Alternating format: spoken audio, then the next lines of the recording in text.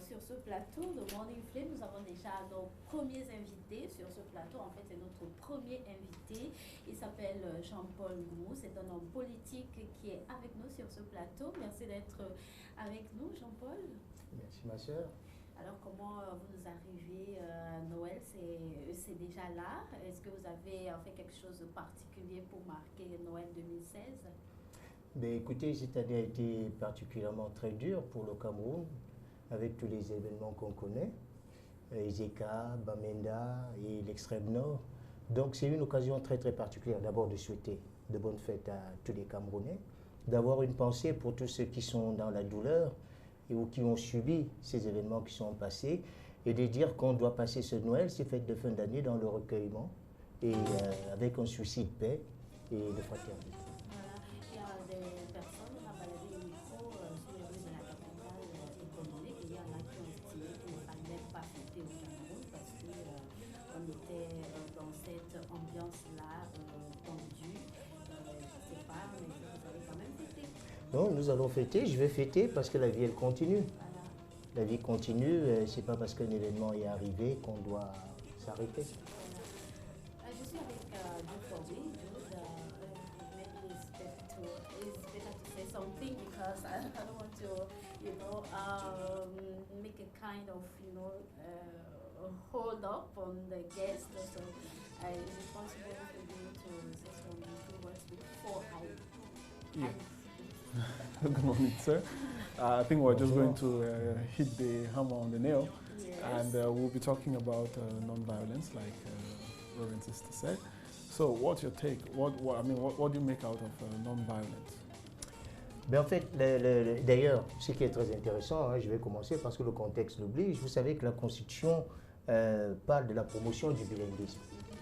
Donc, on est à la fois, on parle français et anglais.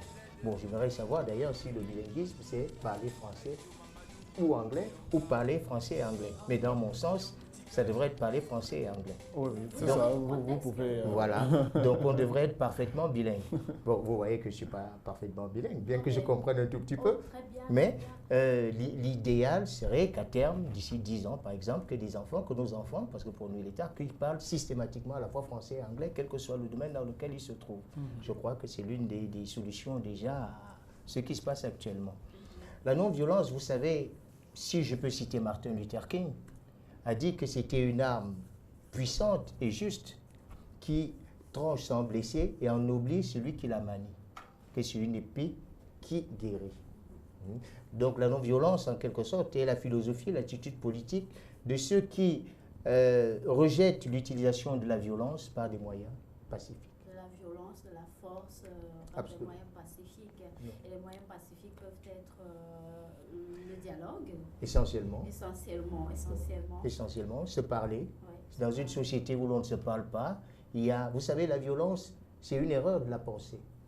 Et quand il y a erreur de pensée, il se crée un déséquilibre. Et c'est ce déséquilibre-là qui peut être à l'origine de frustrations et de situations violentes. Oui, excusez-moi de vous interrompre parce que on sait que l'homme est naturellement violent. Si on parle de la pensée de Jean-Paul Sartre avec le contrat social, Jude Forby, Montesquieu, et puis qui n'est-ce pas, postule et qui sur le fait qu'on a besoin d'une régulation d'un certain nombre de lois pour encadrer cette violence innée en nous. Alors, est-ce que politiquement parlant, vous pensez que la non-violence, elle est possible, prenons notre contexte camerounais, elle est possible au Cameroun? Oui, déjà, sur le plan politique, la politique, c'est quoi? C'est l'art de gouvernement des sociétés humaines. Et donc, la fonction de ces gouvernements est justement de réguler la justice sociale, de promouvoir la paix et la justice. Donc, et si vous voulez donc, par essence même, de manière organique, dans ces modalités et dans ces critères, la non-violence est, vraiment la politique est insérée dans la non-violence. Donc, par essence, donc, la politique devrait être non-violente. Ce qui veut dire que par les voies de la communication, par le dialogue, par la prise en compte des intérêts de tous, de la justice sociale notamment, du respect de la dignité humaine, on devrait arriver à dans une société où il y a peu de problèmes. On sait généralement que le milieu politique politique est très tendue parce que quand on a presque toujours deux pôles qui semblent s'opposer, et vous dites que dans l'essence même de la politique essentiellement elle est non violente, mais on sait qu'il y a toujours cette tension-là en temps de conflit, quand peut-être un parti n'est pas écouté par l'autre. Comment est-ce que on peut dialoguer, comment est-ce qu'on peut échanger en gardant ce principe-là de la non-violence selon vous, Jean-Paul? Déjà, comme vous l'avez dit tout à l'heure, c'est que par essence, l'homme est violent. Il y a plus, je dirais plutôt que l'homme dégage en soi de l'agressivité, qu'il faut distinguer de la violence. La violence étant une des manifestations justement de l'agressivité. C'est quand on arrive au bout, on n'a plus, on est jusqu'au bout, on n'a plus quoi faire exactement, qu'on devient violent. Mais l'homme a la possibilité de canaliser. Et par là, vous savez d'ailleurs que les préceptes religieux et autres, parce qu'il faut reconnaître que la non-violence est prônée quand même par toutes les religions, et que dans nos éducations, les valeurs qu'on nous inculque, les valeurs qu'on nous donne depuis l'enfance, à savoir le respect de l'autre, les valeurs de travail, les valeurs de solidarité, les valeurs de justice et autres, sont toutes ces choses qui doivent normalement amener une société à dialoguer, à pacifier. Maintenant, vous savez, chaque fois qu'il y a un conflit, il résulte soit parce qu'on a l'impression que l'autre s'approprie, c'est le refus de l'autre en réalité. Oui, tout à fait, le refus de la différence de l'autre. Tout à fait. Donc, l'acceptation de l'autre voudrait que on amène à dialoguer, à se comprendre, à échanger par la médiation, par un certain nombre de règles, et à s'écouter et à se découvrir. Et en se parlant, en se découvrant, on arrive à apprécier la différence et en en faire peut-être une opportunité. In our context, we realize that when we talk about non-violence, we have either the stronger party and the weaker party. And the weaker party tries to turn towards non-violence because they are not as strong as the stronger party. Donc, je vais dire, c'est comme si la non-violence est l'arme plus forte pour le faible. En fait, destiné au faible, c'est-à-dire il est obligé d'être non-violent parce qu'il n'a pas qu'il n'a pas d'abord les armes et les moyens. Mais est-ce que ce ne serait pas bien aussi que la partie la plus forte aussi entreprendre cette mesure de non-violence? Non, vous savez, quel que soit le côté où on se situe, la violence ne se justifie pas. Quelle que soit la raison que l'on peut évoquer, la violence ne se justifie pas. Et c'est d'ailleurs plus grave quand elle vient du côté de l'État. Parce que l'État, comme je vous ai dit, et le gouvernement est supposé réguler la justice sociale. Mais dans le cas des événements qui sont arrivés récemment, on ne peut pas se faire justice. Et on ne peut pas passer par la violence, encore une fois, quels que soient les griefs qu'on peut avoir. Donc c'est une façon d'appeler tout le monde à la raison. Vous savez, on est dans un État qui a connu beaucoup d'événements depuis la colonisation jusqu'à maintenant, et qu'on parle l'État qui passe à l'heure actuelle avec, vous savez que la violence, elle n'est pas seulement celle morale, psychologique et autres. Vous savez qu'elle peut être structurelle, des problèmes économiques, des problèmes sociaux, des problèmes politiques. Donc, en réalité, je ne vais pas dire que le parti au pouvoir dispose de la force. Non, pas du tout. C'est l'État en lui-même. Nous avons conféré, de par la Constitution, un certain pouvoir à l'État. Et c'est dans des cas extrêmes que cette force peut être utilisée. Mais elle ne peut se justifier que vraiment dans des cas extrêmes où il ne peut y avoir, par exemple, dans le cas de la lutte à l'extrême nord, on peut comprendre qu'il y ait usage de la force, mais on comprendrait quand même assez mal qu'il y ait usage de la force à Bamenda, par exemple. Bon, justement, parce que nous parlons un peu de l'État et autres, comment on peut arriver maintenant à limiter, parce que souvent c'est cet abus de pouvoir, comment on peut arriver à limiter le pouvoir de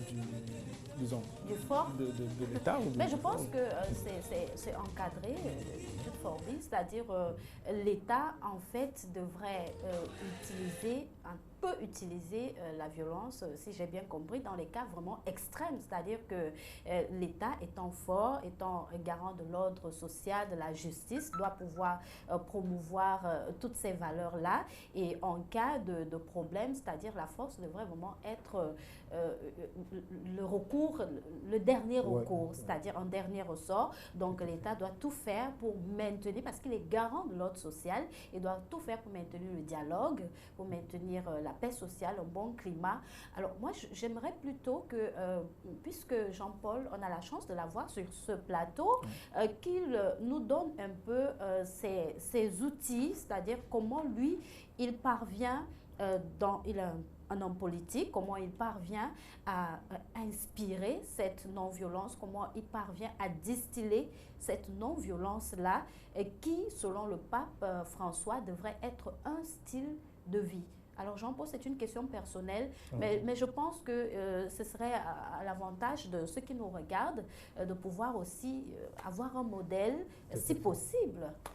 Tout à fait. Vous savez, là, depuis quelque temps, on est l'un des derniers partis à être autorisé au Cameroun, le 317e, qui s'appelle Alliance Plus pour l'émergence du Cameroun.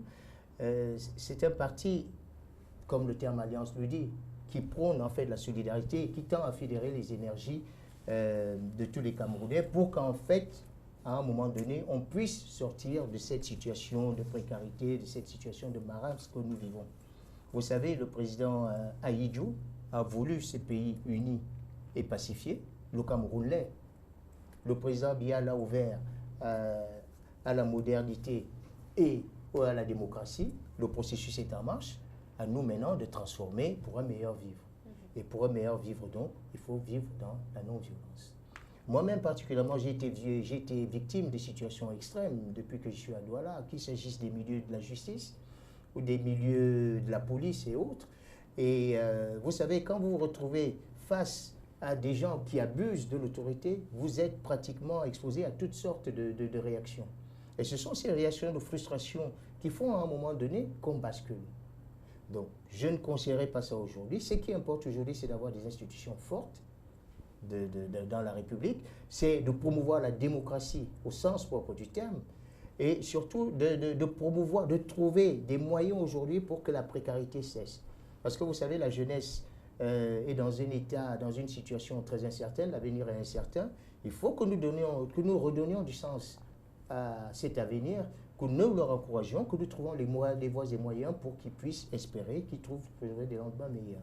À des temps, vous avez parlé du 317e parti politique au Cameroun à être reconnu. Est-ce que vous pensez que votre voix sera écoutée, c'est-à-dire au milieu de ce foisonnement-là de partis politiques que nous avons au Cameroun? D'ailleurs, peut-être vous pourriez également nous dire qu'est-ce qui justifie cette multitude de partis politiques? Est-ce qu'on en a tant besoin pour que vous veniez avec un 317e, Jean-Paul?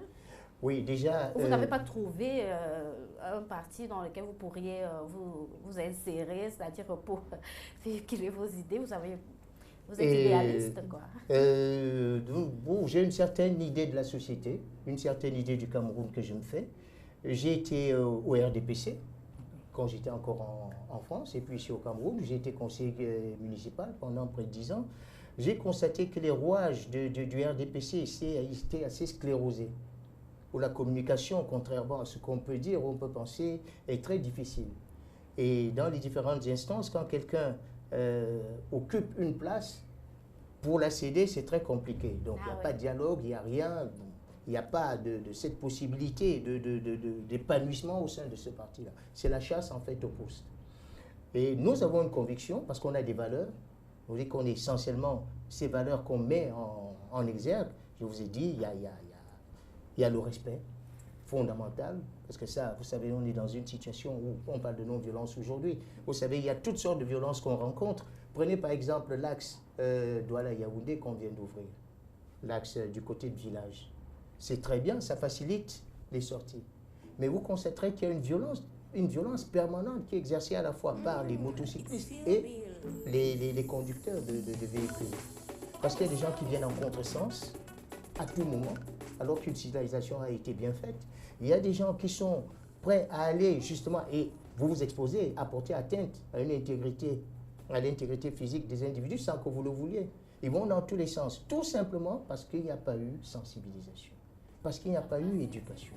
Il faut qu'on puisse éduquer les masses, qu'on puisse sensibiliser, qu'on puisse parler. On peut avoir un bel ouvrage. À partir du moment où les gens ne savent pas quoi en faire, il y a un désordre qui s'installe et ça va bien la faire de ces gens.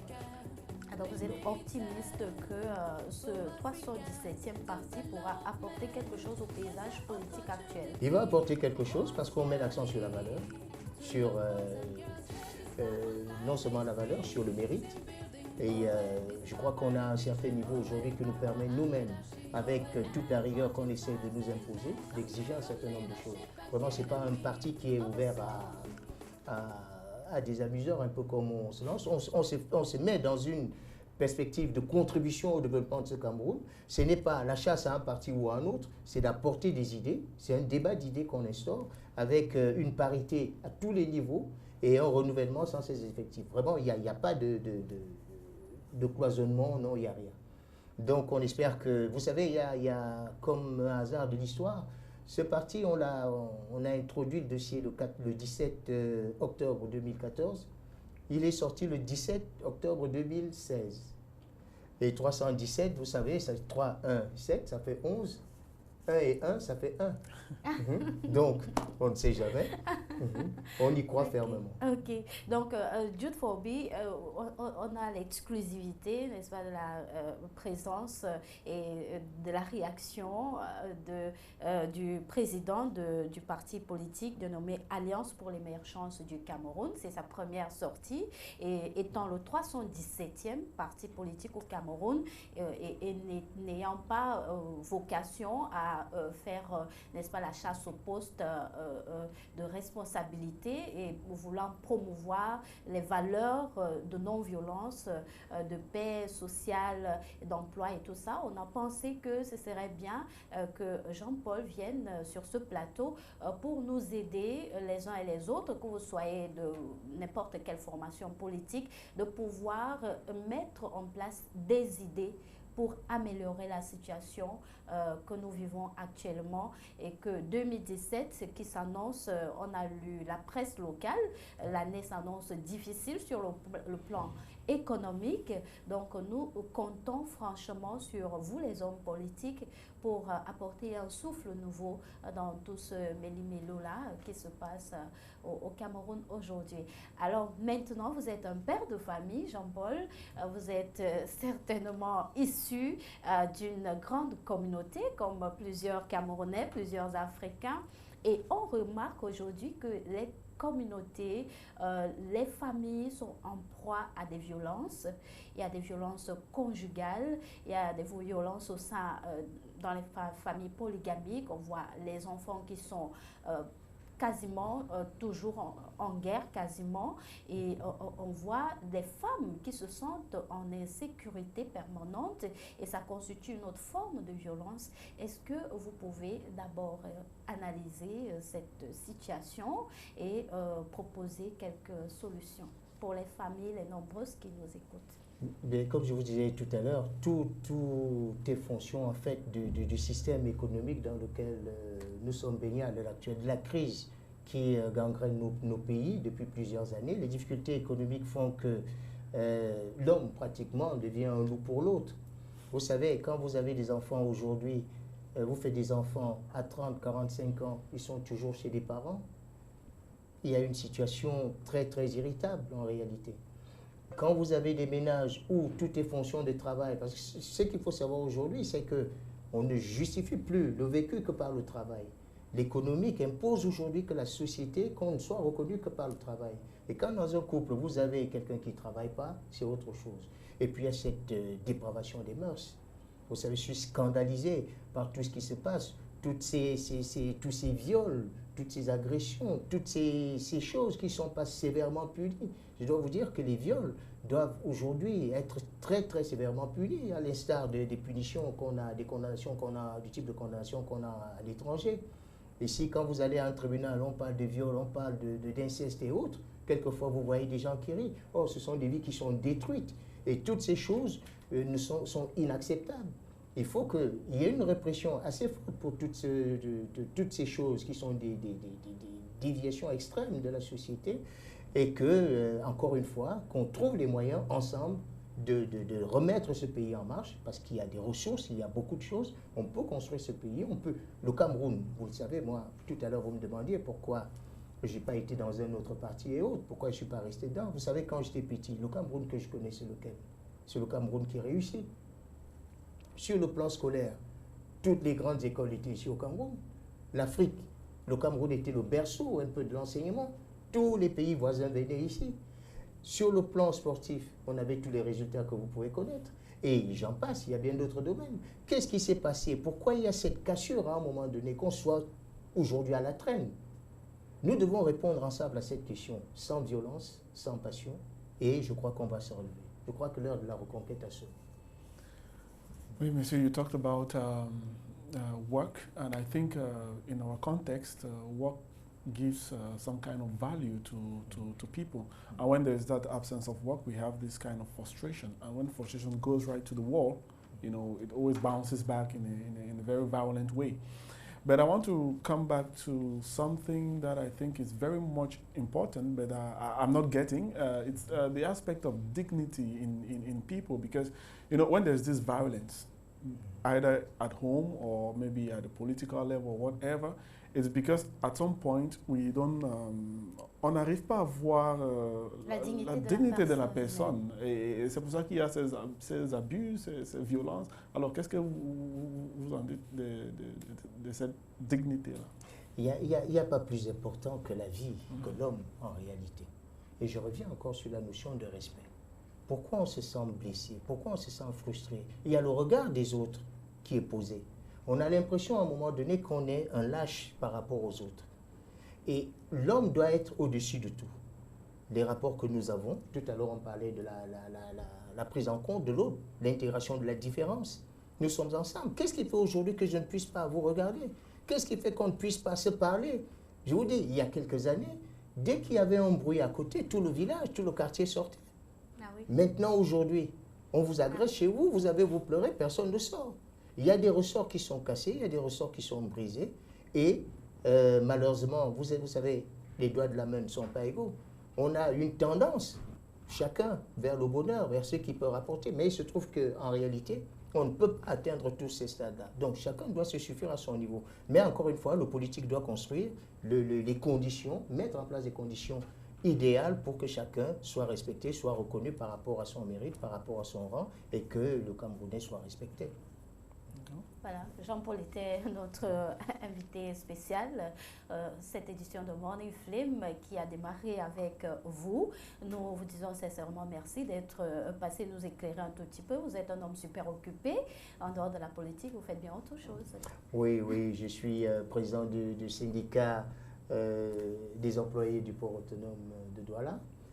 J'ai été en même temps désigné représentant du personnel au conseil d'administration, bien que je n'ai jamais participé. Vous savez, autant de frustrations qui peuvent à un moment donné susciter un certain nombre de choses. Cela fait 6 ans aujourd'hui, mais je crois que c'est une situation qui va s'arranger bientôt, parce que vous voyez, avec le temps... C'est Cyrus? Oui, avec le temps, et puis il y a des gens qui pensent autrement, qui ont une autre philosophie, comme quoi il faut savoir...